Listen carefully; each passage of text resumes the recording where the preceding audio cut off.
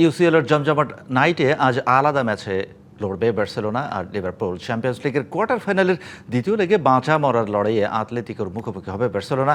আরেক ম্যাচে অ্যানফিল্ডে পিএসজিকে আতিথ্য দেবে লিভারপুল। দুটো ম্যাচই শুরু হবে রাত 1টায়।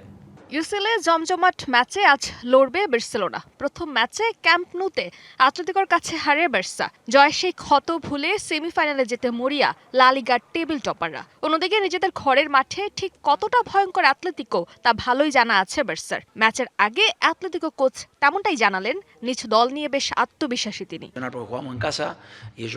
আমাদের কি করতে হবে সে বিষয়ে আমরা নিশ্চিত। আমরা মাঠে নেমে কি করতে চাই তা আমরা জানি।